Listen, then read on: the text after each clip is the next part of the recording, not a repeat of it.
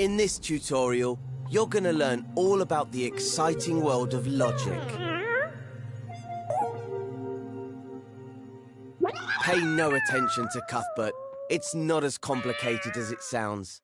I promise. Let's check out the scene. See the buttons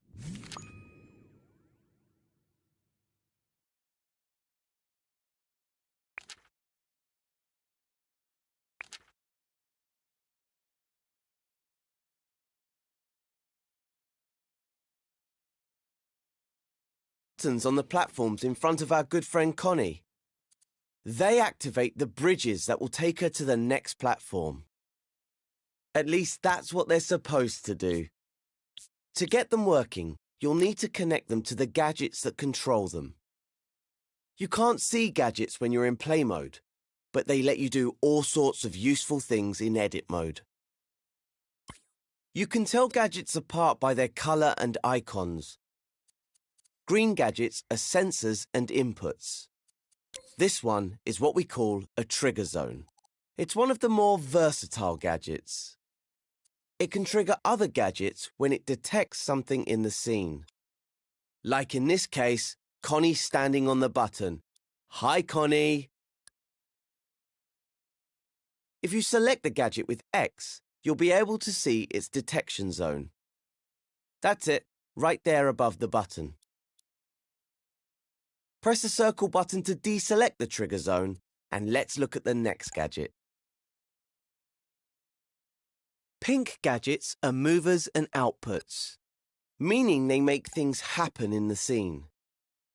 This particular gadget is a rotator, and it's connected to the first bridge.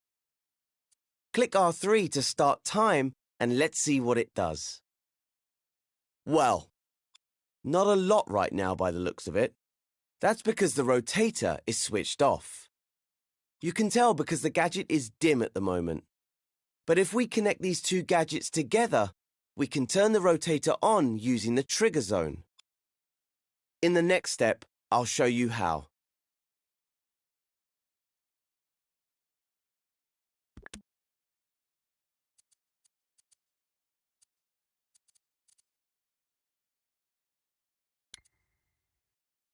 Before we start connecting things, make sure you can see both gadgets.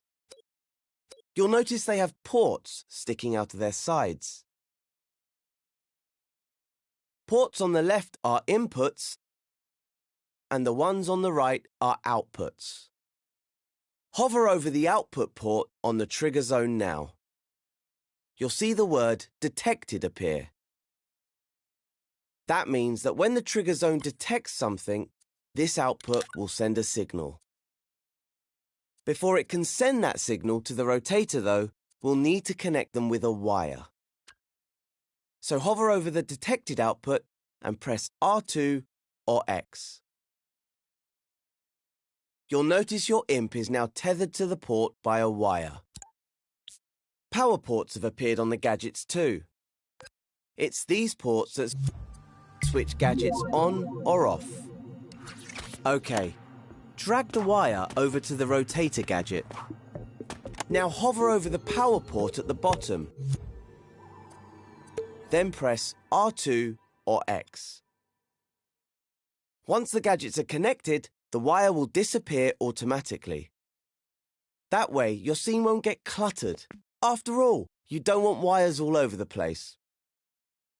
You can see the wire again by hovering over either gadget. OK, time to test our connection out. So let's switch over to play mode in the options menu. That's more like it. Now the trigger zone detects Connie when she stands on the button and activates the rotator on the bridge. As soon as she steps off, the rotator stops working. You can use the button to get the bridge lined up with the platform.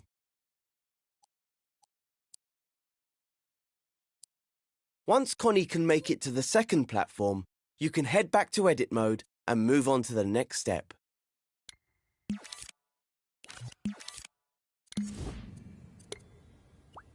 Now that we've connected the rotator, let's take a look at the second platform. See the yellow gadget on its side.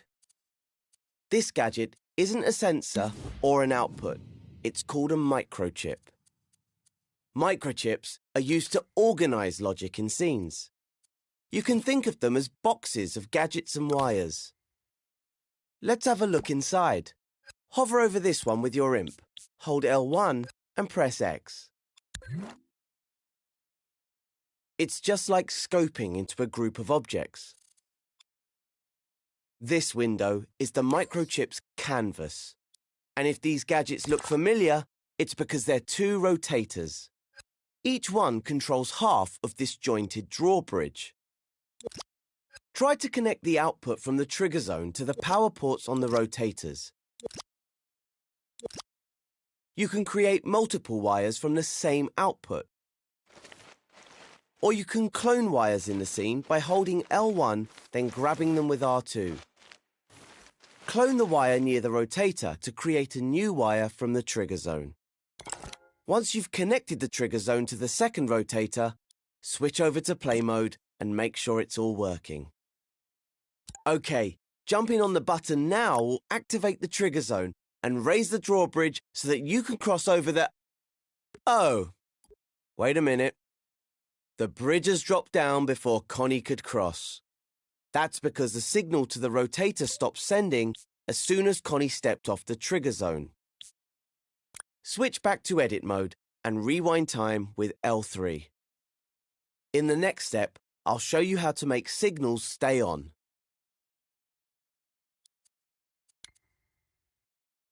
If we want the bridge to stay up, we'll need to add a gadget between the trigger zone and the rotator to keep it activated. We can do this with a counter. So let's go into the assembly menu. Press square to open it if it's closed. Select the gadgets menu with X.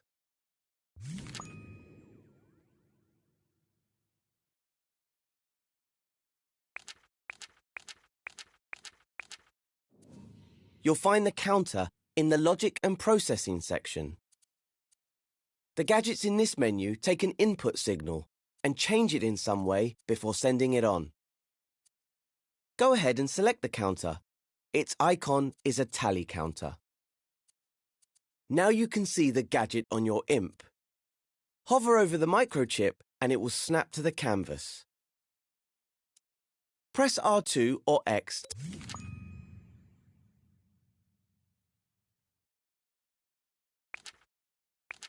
to stamp the counter onto the microchip, then press circle to unequip it.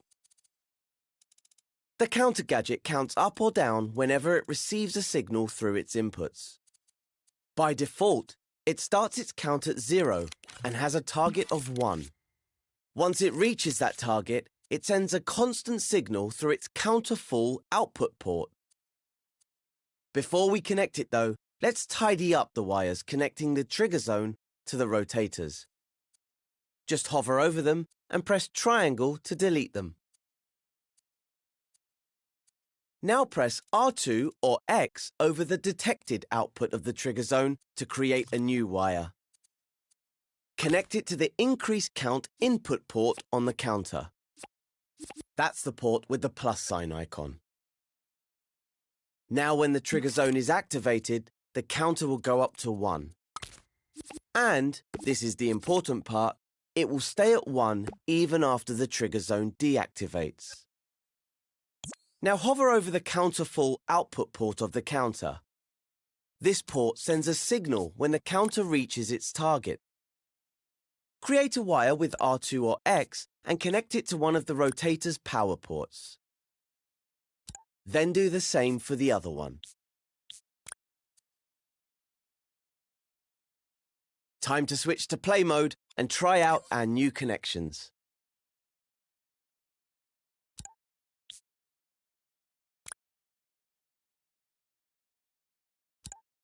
When you're happy everything's working as it should, return to edit mode and move on to the next step.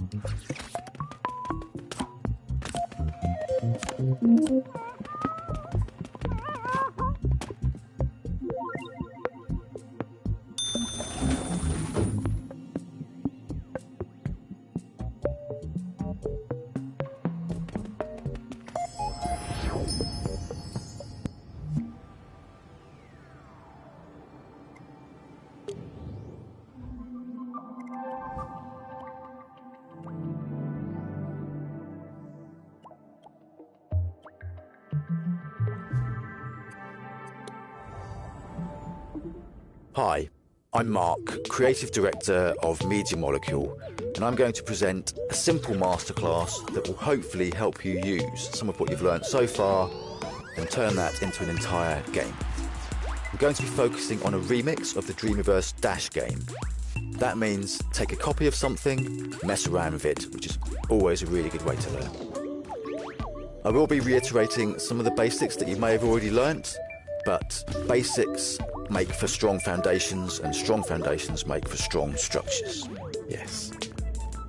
So, first of all, try playing the game, get familiar with it, and when you get past the finish line, we'll dive in and start tinkering.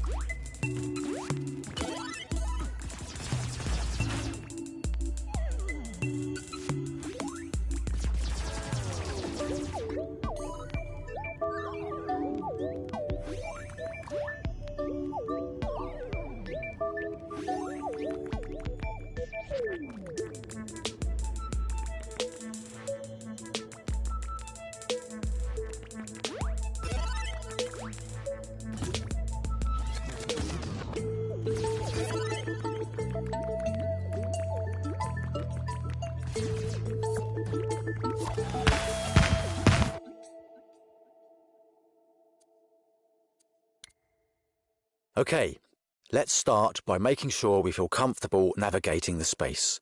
So here's a quick reminder of how we do this. If you feel you're already a master at camera controls, then you can skip this step. Use the left stick to move forwards, backwards, left. Okay, you should be confident about moving around with camera controls now. So let's start changing the actual scene. Before we do that though, you may have noticed lots of these little bright cubes scattered around. These are gadgets. We don't need to see them for now, so let's hide them. Go to the menu, find the Show Hide button, and make sure electronics are turned off. That'll make things a bit clearer.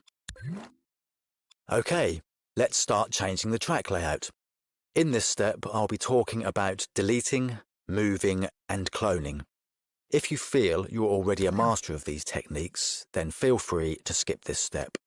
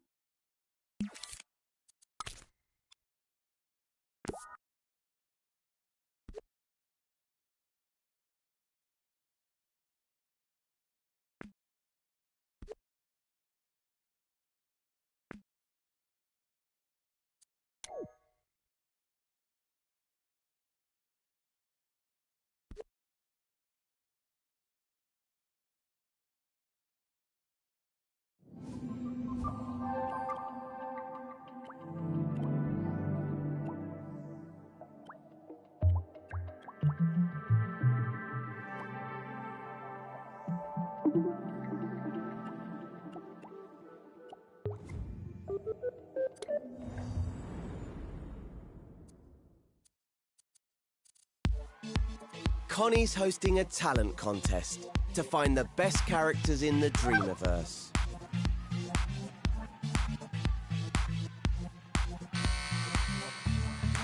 But she's a no-nonsense judge, and none of these candidates are up to scratch.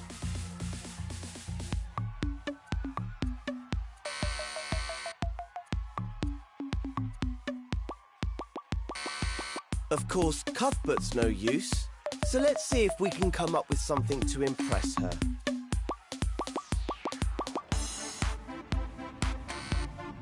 Head into the dressing room, also known as Edit Mode, to get started.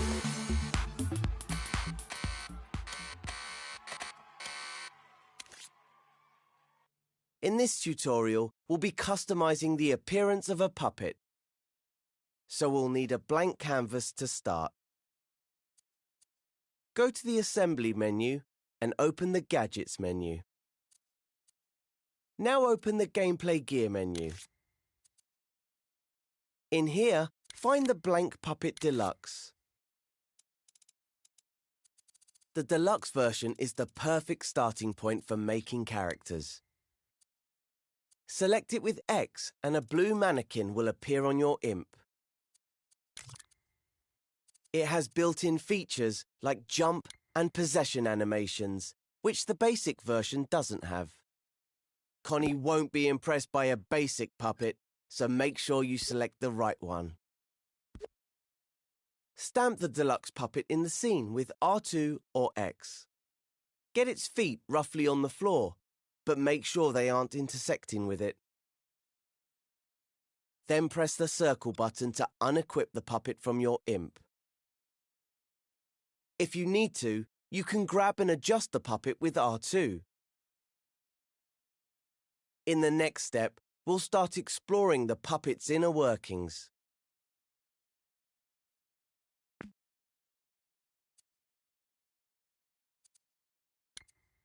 The puppet might look simple, but it's quite a complex gadget. So let's get to know it a little better. It's made up of many objects that have been grouped together. And just like any other group, it can be scoped into. Hover over the puppet with your imp, press and hold L1, and then press X to scope in. Below the puppet, you will now see its base and its logic microchip. If they're obscured by the floor, you may need to scope out and adjust your puppet's position. The puppet's body is made of sculptures, joined together with connectors. When scoped in, we can grab parts of the puppet to change its pose. Before we do that, find the button called Puppet Mirror in the context menu. Select this button with X, and your puppet will stay symmetrical when you pose it. Of course, you don't have to make it symmetrical, but it's a good way to start. You can always add nuance later. When you move a part of the puppet, all the parts connected to it will also move.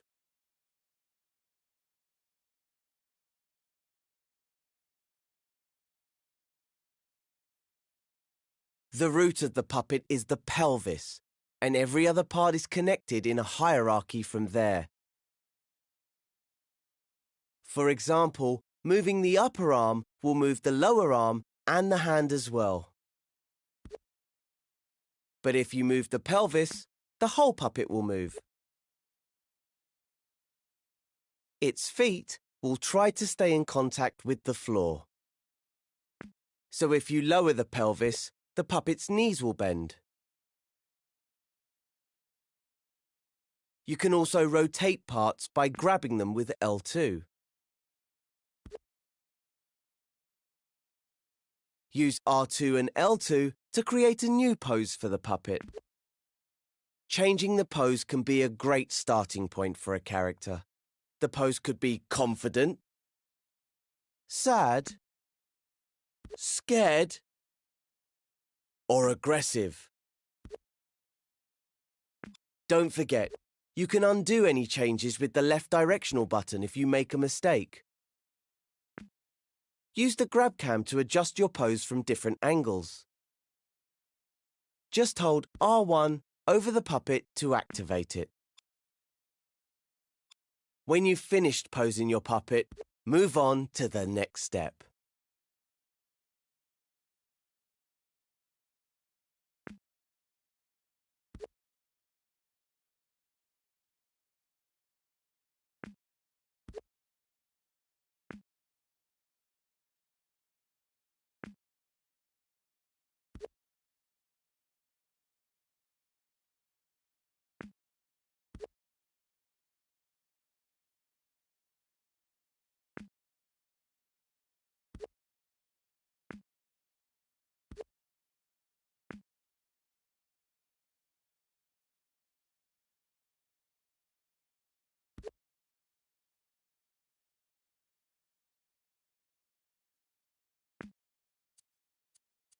Now we've posed our puppet, we can start adjusting its proportions.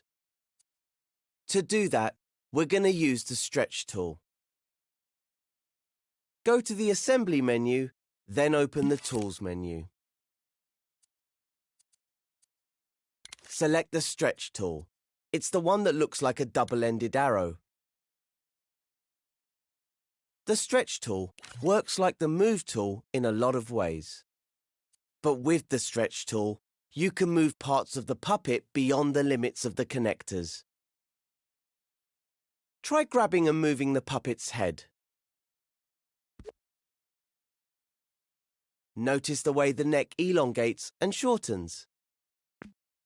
Now try it on the hands. This changes the length of the upper and lower arm. Some body parts respond differently to the stretch tool. For instance, if you move the upper arms, the shoulders will broaden and the chest will expand. You can also scale parts of the puppet using the up and down directional buttons. I'd only recommend doing this to the puppet's extremities though, the head, hands and feet. Puppets are delicate contraptions, and extreme scaling and stretching can make them behave unexpectedly. But if anything does go skew-whiff, just undo it using the left directional button. If you know how to use Sculpt Mode, you could try scoping into the individual body parts to change their shape. You can find a whole tutorial on sculpting in the art tutorials. Have a play around with stretching and scaling and see what you can create. Try making the puppet more cartoony or turn it into a monster. Test out your puppet in play mode to see it in motion.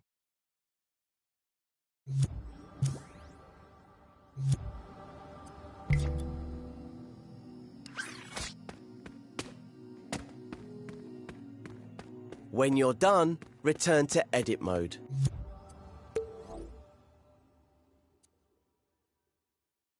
Rewind time with L3 to get your puppet back in position. In the next step, I'll show you how to colour and stylize your puppet.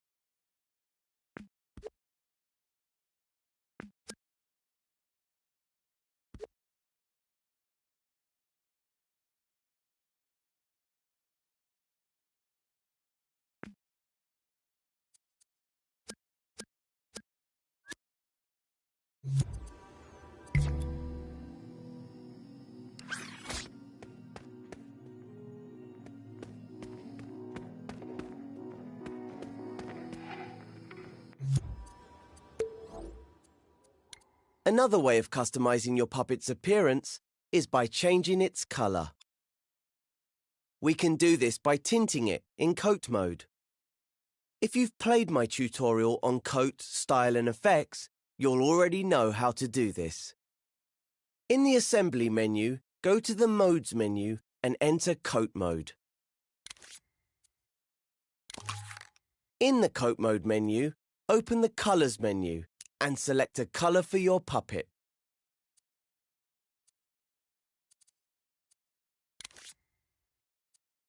Now hover over your puppet and hold R2 to tint it with your selected color.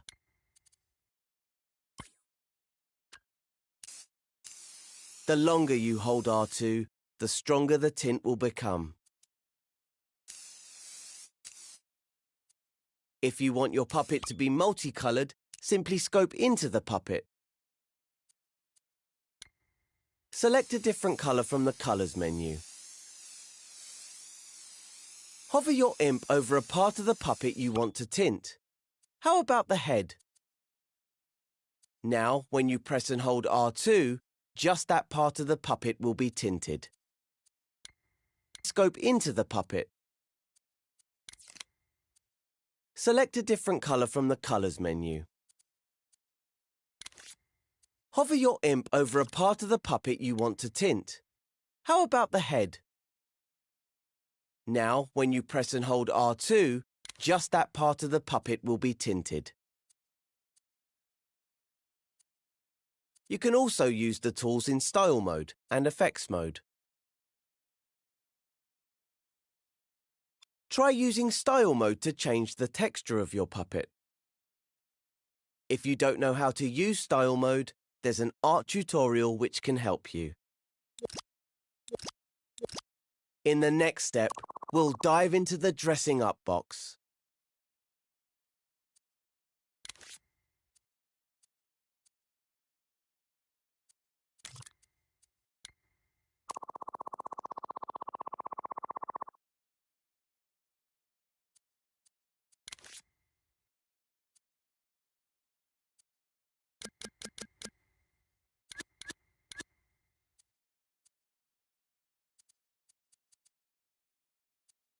To change the texture of your puppet. Also, another way of customizing your puppet's appearance is by changing its color. We can do this. In the Assembly menu, go to the Modes menu and enter Coat Mode. Color. The tint will become. If you want your puppet to be multicolored, simply scope into the puppet. Select a different color from the Colors menu. Hover your imp over a part of the puppet you want to tint. How about the head? Now, when you press and hold R2, just that part of the puppet will be tinted. You can also use the tools in Style Mode and Effects Mode. Try using Style Mode to change the texture of your puppet. If you don't know how to use Style Mode, there's an art tutorial which can help you. In the next step, we'll dive into the dressing up box.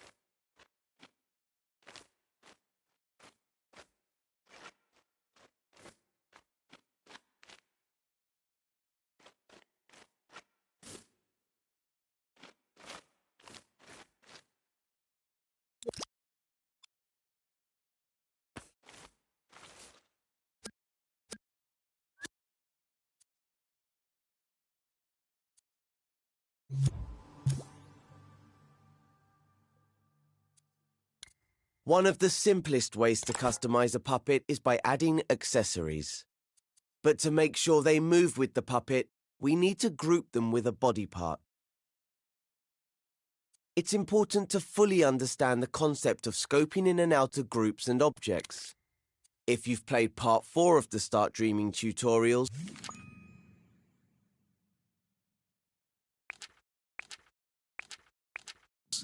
then you'll already know a thing or two about using groups. Objects in dreams are often combined into groups, which can be treated like a single object in assembly mode. Groups themselves can also be grouped. This means that you can have groups nested inside other groups. Let's try scoping in and out of something else before we invade the puppet's personal space. Over there on the floor is a hat box. Make sure you're in edit mode. Now try taking the lid off the hat box. The whole box will move because the lid, the box, and its contents have been grouped. Undo the move with the left directional button to put it back in its place. Now scope into the group. Hover over the hat box, press and hold L1 and press X. Everything but the box should go grey and blurry. If not, make sure your visual feedback preference is set to all. This shows that you've scoped into the group and can edit its contents. Now, you should be able to take the lid off the hat box. Inside is another hat box. Try taking the lid off this one. I think you can guess what will happen. This smaller hat box is also grouped with its lid and contents. Remove the smaller box and place it next to the large one. Now scope into this group by holding L1 and pressing X over the smaller hat box. The original hat box will go grey and blurry as we've scoped into a subgroup. Now you should be able to open the smaller hat box. What's inside? A lovely hat. Take it out and place it next to the smaller box. When you've done that, proceed to the next step.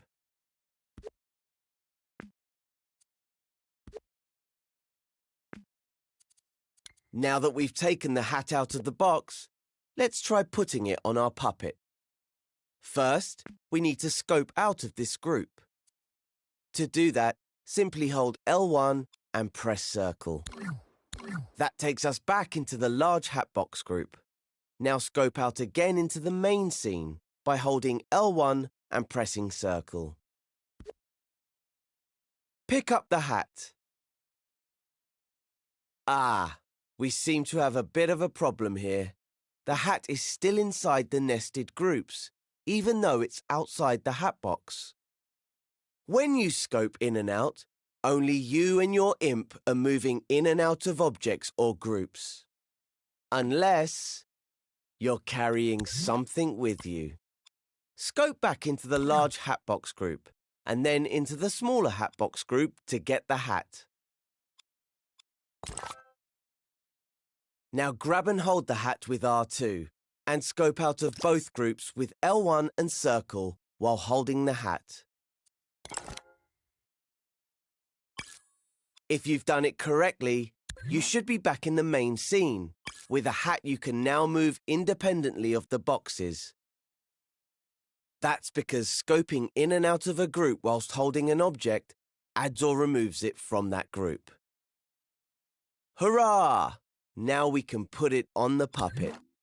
Grab the hat, hover over the puppet, then hold L1 and press X to scope into the puppet with the hat. Now scope into the puppet's head while still holding the hat. This is a shortcut for grouping two objects if you're already grabbing one of them. Simply grab an object and scope into another object to group them automatically without having to select them.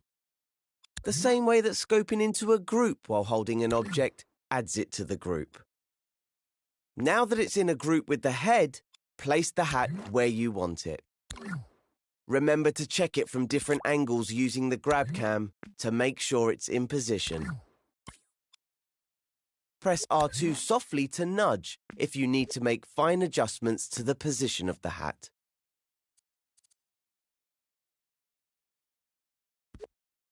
Before you move on, you should try out the puppet to see it walk around with its new accessory. Switch to play mode, possess it with R2, and take it for a wander. Nice. When you're ready to continue, go back to edit mode. Going to play mode and back to edit mode will nicer. Scope into it. This is a shortcut for grouping two objects if you're already grabbing one of them. Simply grab an object and scope into another object to group them automatically without having to select them. The same way that scoping into a group while holding an object adds it to the group. Now that it's in a group with the head, place the hat where you want it. Remember to check it from different angles using the grab cam to make sure it's in position. Press R2 softly to nudge if you need to make fine adjustments to the position of the hat.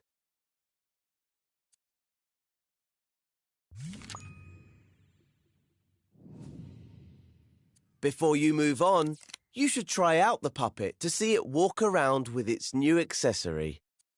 Switch to play mode, possess it with R2, and take it for a wander. Nice. When you're ready to continue, go back to edit mode. Going to play mode and back to edit mode will scope you out of any groups. Remember to rewind time with L3 to get your puppet back in position. Then go to the next step.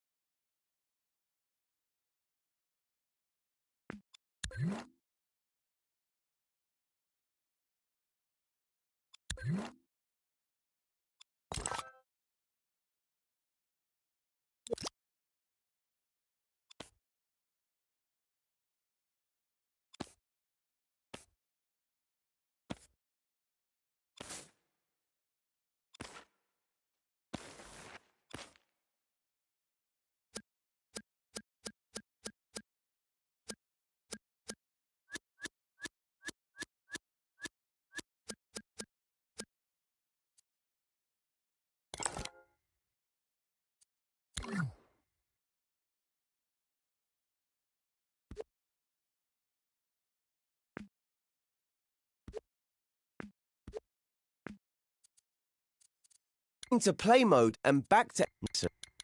This is a shortcut for grouping two objects if you're already grabbing one of them. Simply grab an object and scope into another object to group them automatically without having to select them. The same way that scoping into a group while holding an object adds it to the group. Now that it's in a group with the head, place the hat where you want it. Scope into another object. This is a shortcut. Now scope into... This is a shortcut for grouping two objects if you're already grabbing one of them. Simply grab an object and scope into another object to group them automatically without having to select them. The same way that scoping into a group while holding an object adds it to the group. Now that it's in a group with the head, place the hat where you want it. Remember to check it from different angles using the grab cam to make sure it's in position. Press R2 softly to nudge if you need to make fine adjustments to the position of the hat.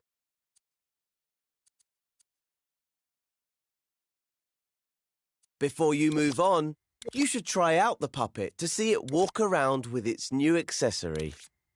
Switch to play mode, possess it with R2, and take it for a wander.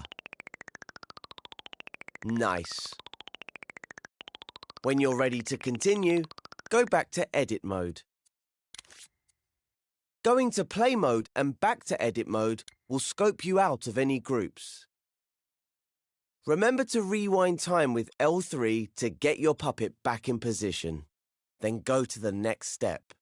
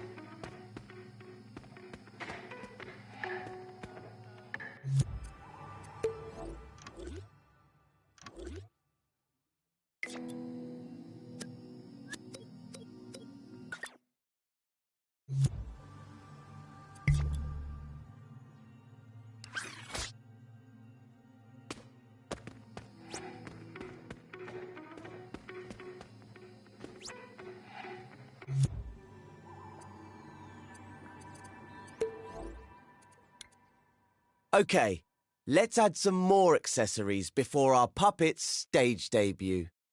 Open the assembly menu and select Search, the button with the magnifying glass, to search for an element. Usually, you'd be in the Dreamiverse here, but for this tutorial, I've kept things simple and curated a collection of elements for you to use. Take a look at some of the accessories in the collection. Select one you like with X. You'll now have your chosen accessory on your imp. Don't stamp it down yet, though. First, we need to scope into the puppet. You can do this even when you have an element from the Dreamiverse on your imp. Scope in with L1 and X, and then scope into the body part that you want to attach it to. If that body part is already in its own group, you'll enter that group. But if the body part is just a sculpture, then you'll create a new group when you stamp the object down. Once the accessory is in the group, you can adjust the accessory while you're there.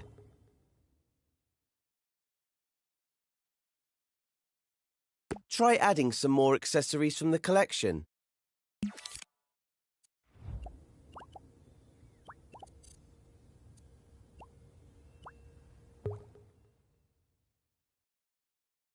Then it's important to test the puppet in play mode, to check that the accessory is attached correctly.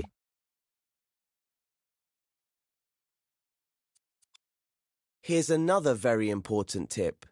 If you ever want to remove an accessory, whatever you do, don't ungroup the body part. If you do that, you'll delete that group's connection to the puppet. And without the connector, your puppet's limbs will start falling off when you go into play mode. And nobody wants that.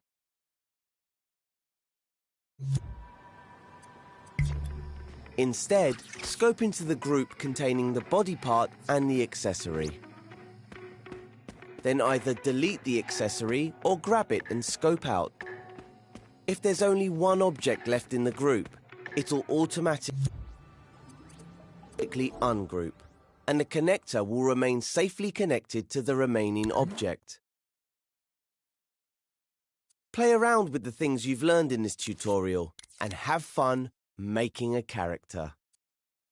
When you're happy, select the star podium from the tutorial collection and stamp it down in the outline that we've put in the scene for you. Then head back into play mode, jump onto the podium and see what Connie thinks of your creation.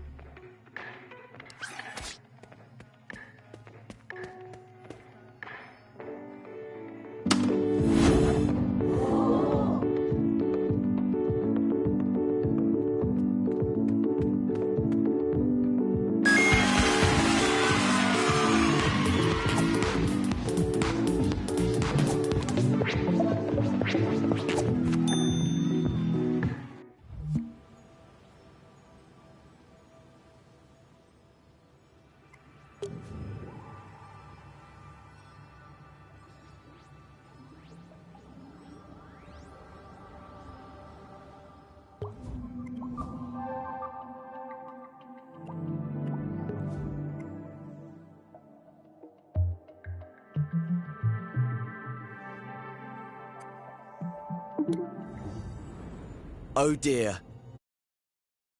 Really stuck this time. In previous tutorials, you've edited the scene to help Connie reach Cuthbert. But this time, you'll be editing Connie herself, supercharging her with some new abilities to get past the obstacles in the scene. Bear in mind that this is a complex tutorial in which it's easy to make a mistake. If you do, remember to use the left directional button to undo. Oops, she can't even get over the first obstacle. So let's start by souping up her jump height. Switch back to edit mode and we'll get started. To change Connie's jump height, all we need to do is tweak her. So hover over her, hold L1 and press the square button to open her tweak menu. This is a puppet tweak menu. As you can see, it's jam-packed with different options. Thankfully, the setting we want is on the first page. All these settings control Connie's overall movement. We could make Connie run super fast or super slow. But nah, that's not going to help her. A nice high jump is what we need. What do we have here? This slider controls Connie's jump height. Hover over it with your imp and hold X to grab it. Move your imp to adjust the slider to around 3 meters. That should be enough to get over that stack of blocks. The Puppet Tweak menu also has some really useful testing controls. Click R3 to start time and Connie will come to life. See what happens now if you hover your imp over the jump height slider. You can preview the jump. so you can get it to the perfect height without having to test it in play mode. Actually, I think you should dial it back to 2.5 meters, or she might overshoot the jump. You can make small adjustments to sliders by using the up and down directional buttons. Hover over the slider and use the down directional button to adjust the setting. Feel free to explore some of the other settings in the menu. If you're not sure what a button or slider does, just hover over it for a few seconds and a more info tip will pop up to explain. You can even adjust the strength of gravity on her jump. Turn it down a bit to make her jump more floaty. When you've got Connie's jump the way you want it, give it a test run in play mode.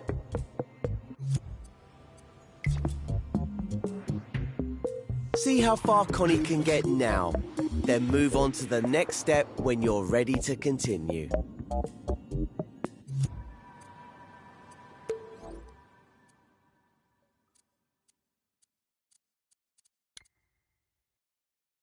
Well, that was pretty cool. Unfortunately, Connie's new jumping skills aren't going to be much use on the next obstacle.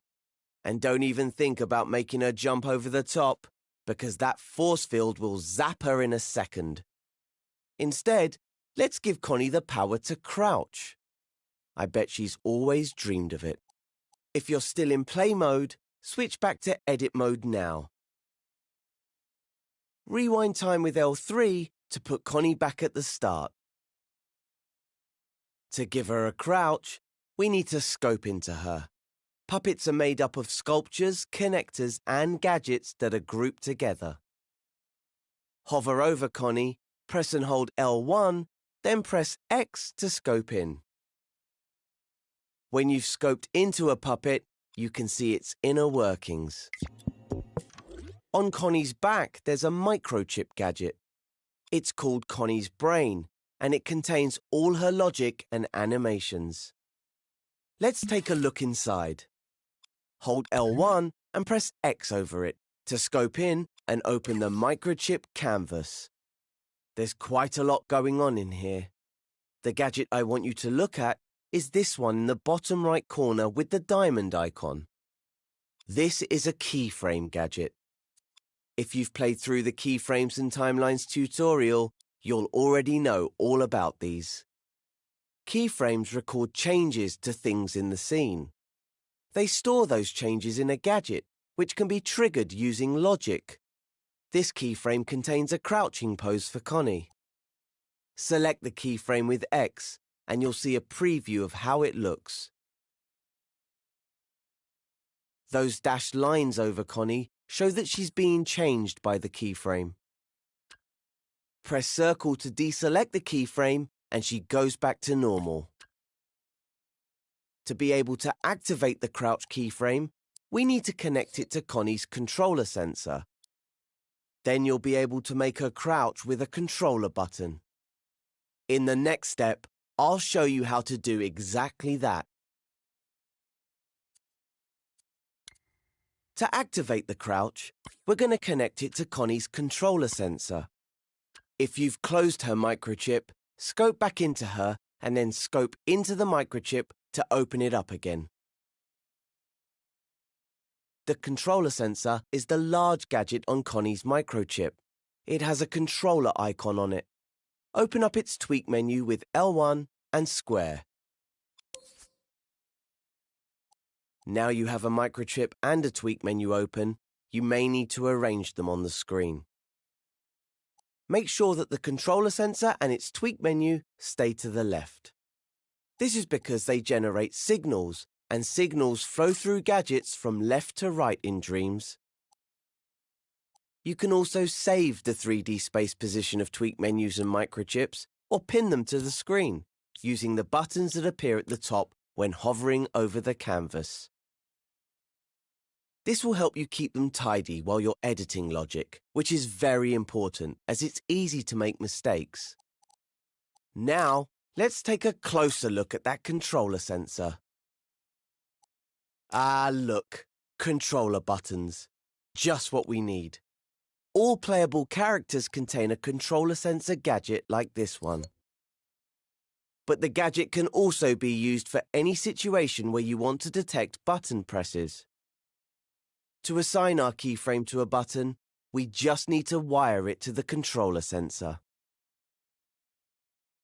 We won't use a circle button as that depossesses Connie, and X makes her jump. So how about the square button to crouch? Make sure you can see the keyframe on the microchip. Move the tweak menu with R2 if you need to. If you hover over the square button in the controller sensor menu, you'll see ports appear on either side of it. They're just like the ports you see on gadgets. Ports on the left are inputs, and ports on the right are outputs. Now, you need to be very precise for the next part, as it's easy to make a mistake. Carefully hover your imp over the output port of the square button and press X to create a wire. Stretch that wire over to the keyframe and connect it to the power port on the bottom of the gadget with X. If at any time you make a mistake, just undo it using the left directional button. Once your crouch move is all wired up, close the controller sensor tweak menu. Hover over it, hold L1, then press circle to close. Now try out Connie's new crouch in play mode. Right, we're on to the final obstacle. There's no way around it, but it looks destructible. So we're going to make a slam attack for Connie so that she can smash through it. We'll start by recording a pose for the slam. We can do this using a keyframe. Scope back into Connie and open up her microchip if it isn't already open. If you've played my keyframes and timelines tutorial, you'll have a bit of a head start on this next part. Go to the Assembly menu and open the Animate menu. Select the keyframe with X. You'll now have a keyframe gadget on your imp. Stamp it somewhere in the scene with R2 or X. The keyframe records changes you make to objects and settings in the scene. It starts recording as soon as you stamp it. You can tell it's recording because your imp will change shape and colour. Now that we're recording, grab Connie's upper body with R2 and drag it gently down to the floor. Because we're scoped into her, we can move her body parts individually to create a pose. If we weren't scoped in, we'd move Connie's whole body. Notice that her knees automatically bend. Make sure her cone is all the way down to the floor so that you can't see her legs. Keyframes can record changes to anything, even tweak menu settings. So, just for visual flair, let's also make her glow. Hover over Connie's cone, hold L1 and press square to open its tweak menu. Because we're scoped in, this opens the tweak menu for the sculpture itself, rather than the puppet. All the settings on this page change the way Connie's cone looks. Look for the glow slider on the first page. Its icon is a sun.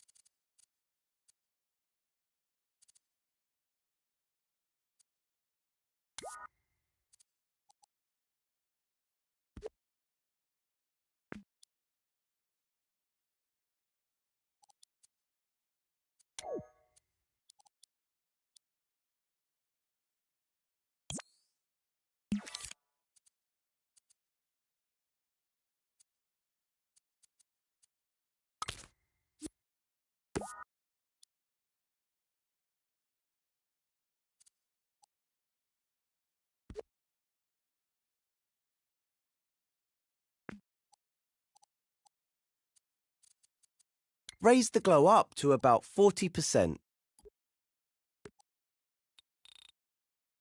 Once you've set the glow, select Stop Recording in the context menu to store the changes to the keyframe. You can close the tweak menu now too. Just hover over it, hold L1 and press circle. Select the keyframe gadget with X to preview what's been recorded. Looks good. Deselect the keyframe by pressing circle. In the next step, we'll continue building Connie's slam attack.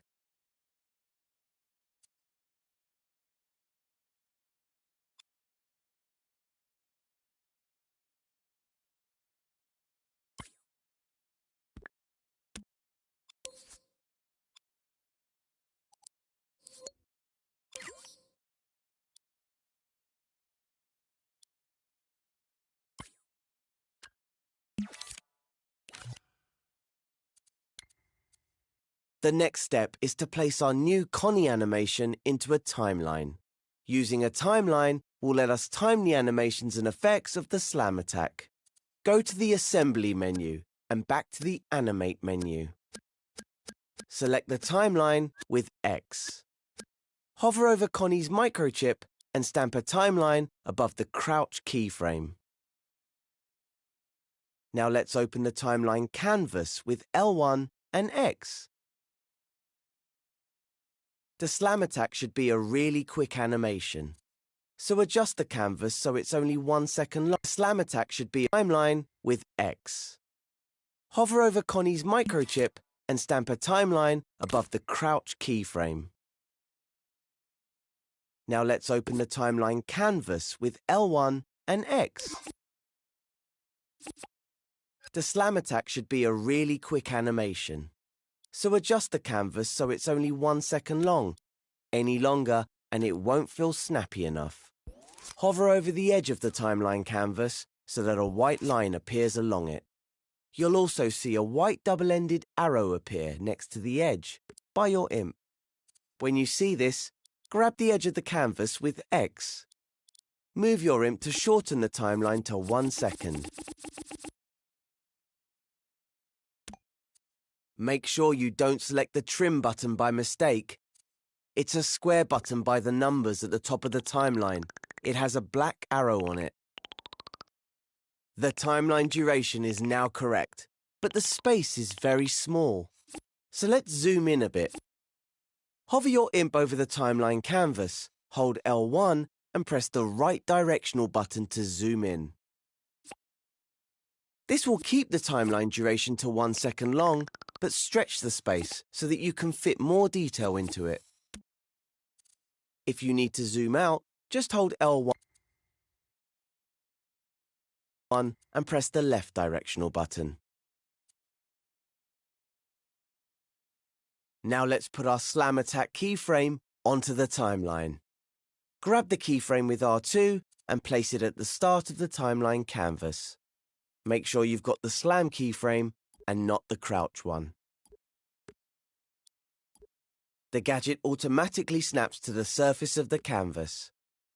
The keyframe is only a fraction of a second long at the moment, but we need it to fill the length of the timeline. So hover over the keyframe and hold the up directional button to scale it. Make it the same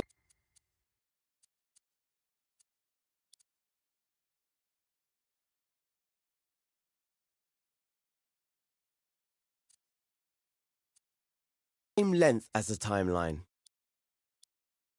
Now we want to wire the timeline up to a button press, just like we did with the crouch. Move the timeline canvas so that you can see the controller sensor and the timeline gadget. Open the controller sensor tweak menu with L1 and square. I'm going to use L1 as the slam attack button. Hover over the output port of the L1 button and press X to create a wire. Stretch the wire down to the timeline gadget and connect it to the power port on the bottom. You can now use the L1 button to perform Connie's slam attack. Give it a try in play mode.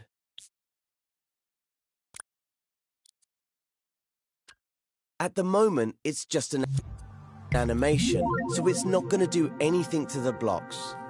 But in the next step, I'll show you how to add some force to it. When you're ready to continue, return to edit mode, rewind time, and start the next step.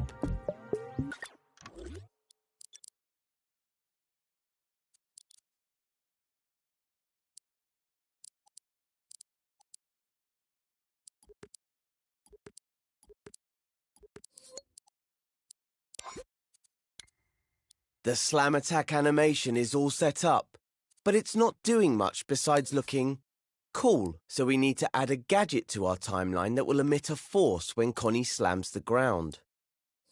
The gadget we're going to use for this is the force applier. Go to the assembly menu and open the gadgets menu. Find the movers and output menu and open it with X. The icon for the force applier looks like a gust of wind. Select it with X to equip it to your imp. I hope you've still got the timeline open. If not, open it with L1 and X. Stamp the force applier onto the timeline canvas below the keyframe. Press circle to unequip the force applier from your imp. The force applier isn't very strong by default, so we'll need to tweak it. To open its tweak menu, hover over the gadget, hold L1 and press square. At the top of the tweak menu is the force strength slider. Its icon is a beefy arm. Drag it all the way up to 100% using your imp. That will ensure the force emitted will overcome the gravity in the scene and the friction between the blocks. Next, increase the force speed to 10 meters per second. That will give the slam attack some punch. If you take a look at Connie, you'll see a green zone around her. Anything in this zone will be affected by the force applier. At the moment, the zone isn't much bigger than Connie. Hover your imp over the zone and arrow gizmos will appear. Grab them with R2 and move your imp to change the size of the zone. Or you can scale the zone more precisely in the force applier tweak menu. Go to the tab called Zone Size. Grab the zone size slider with X and set it to about 3.5 meters. OK, let's test out Connie's new powers. Switch over to play mode. Possess Connie.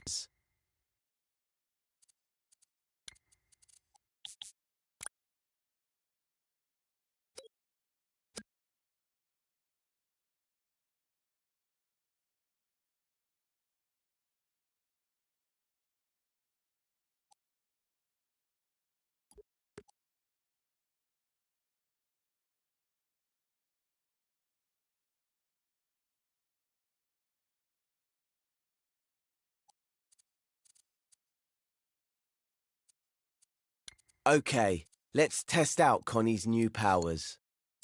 Switch over to play mode. Possess Connie and give her new slam attack a try. Oops! Looks like it's more power than Connie can handle.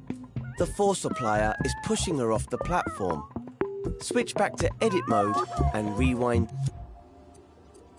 time. In the final step, I'll show you how to tweak the force applier so that it only affects the objects we want it to.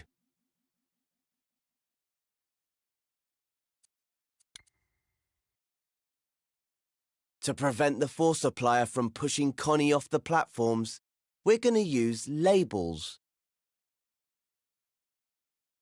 Labels can be given to any object in the scene, and gadgets like the force applier can detect them. In the force applier tweak menu, go to the Labels tab. By default, it will detect all labels. There are labels for all sorts of objects: foes, scenery, targets. The friend label is used for playable characters like Connie or friendly characters like Cuthbert. So if we deselect it, the force applier will no longer affect Connie. Hover over the Friend button and press X to deselect it. It's the button with the heart icon. Now Connie should be able to blast through the blocks without firing herself off into space. Use her new skills to pass all the obstacles. And you can use your new skills to create some characters for your scenes.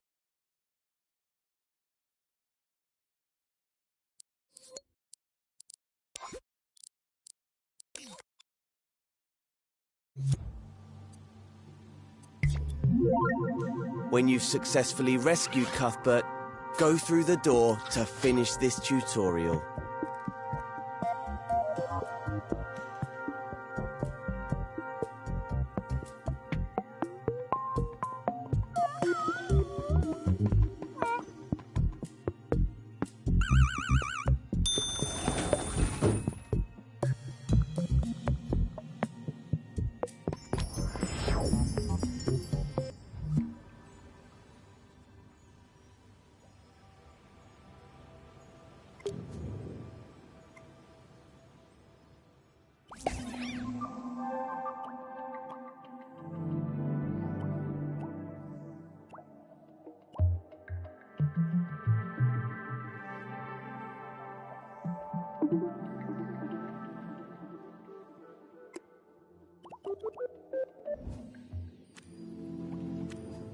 Now that you've had a peek into the Dreamiverse, there are some new options here in the main menu.